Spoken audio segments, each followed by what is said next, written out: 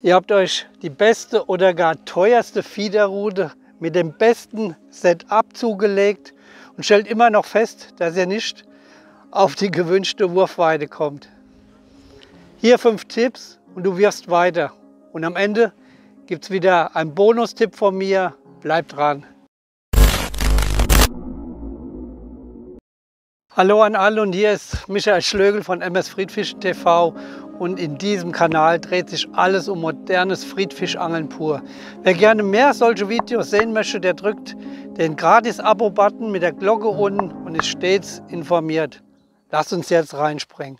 Ich gehe in diesem Tutorial bewusst nicht auf das Setup wie Rute, Schnur, Rolle, Futterkorb ein, sondern auf dich. Denn du wirst feststellen müssen, es hängt viel von dir ab.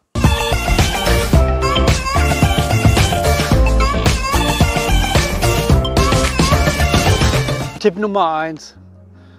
Kurbele den Futterkorb bei jedem Wurf immer auf dieselbe Höhe hoch.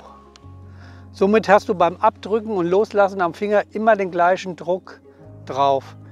Das Hirn und der Finger gewöhnen sich sehr schnell dran.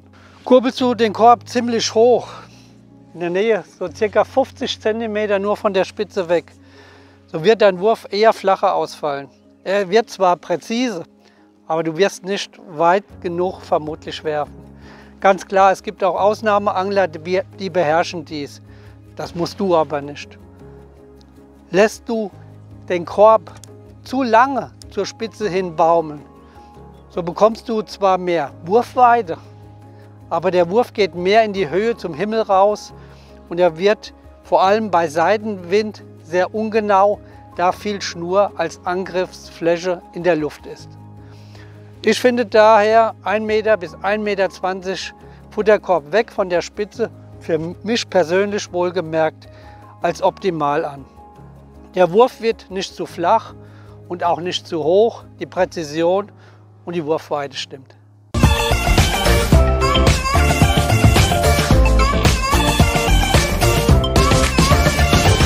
Kommen wir nun zu Tipp Nummer 2. Der Zeitpunkt des Loslassens der Schnur am Finger ist entscheidend, ob dein Wurf gelingt oder nicht. Du musst beim Abdrücken einen gewissen Druck am Finger spüren und dann im richtigen Moment loslassen. Dein Hirn sagt jetzt und der Finger gibt die Schnur frei, sozusagen wie ein Relais in der Elektronik.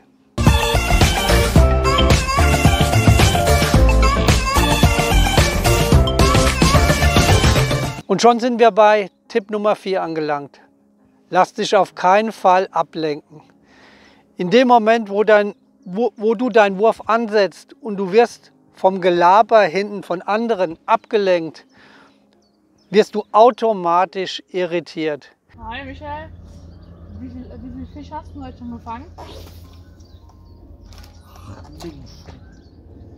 Dein Hirn ist nicht mehr 100% auf den Wurf fokussiert. Beim Auswerfen musst du in dir gehen und dich voll auf deinen Wurf konzentrieren.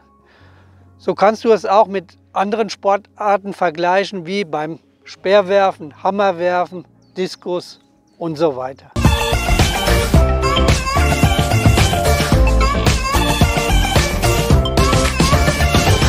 Kommen wir nun zu Tipp Nummer 4.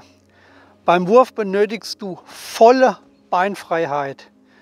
Wirst du eingeengt, so hast du automatisch Angst, dass du womöglich von der Kiepe fällst. Das heißt im Klartext, du wirfst nicht 100% beherzigt aus. Meine ausziehbare Fußplattform der Solution kann ich bis zu 60 cm voll ausziehen und fühle mich natürlich wohl. Auch kann ich einen kleineren Ausfallschritt noch ausüben.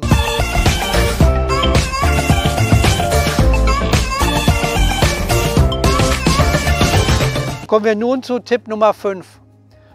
Beim Zurückgehen der Rute ist es am besten, wenn du die 2 Arme so hoch wie möglich ausstreckst und dies beim Wurf auch so beibehältst.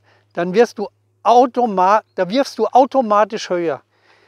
Die Rute ist dabei fast parallel zum Boden und der Korb darf den Boden auf keinen Fall berühren.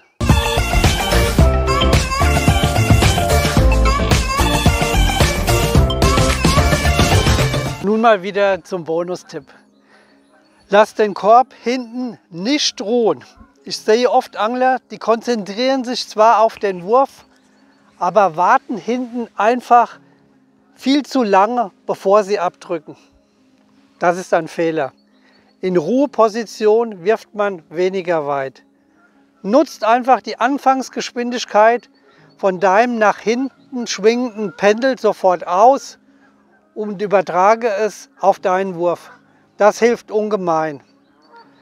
Dabei solltest du auf Folgendes unbedingt achten. Je höher du das Griffstell hochhältst und so schneller du es zu dem Bauch ziehst, desto weiter wird dein Wurf. Die andere Hand, das ist die Führungshand, die die Präzision vorgibt. Auch da kannst du ein wenig Power dazugeben. Achtung!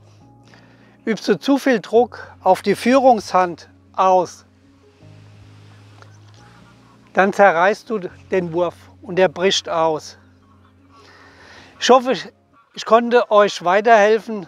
Wenn ihr weitere Tipps zu diesem Tutorial habt, so lasst es mich gerne unten in der Kommentarleiste wissen. Ich beantworte diese gerne.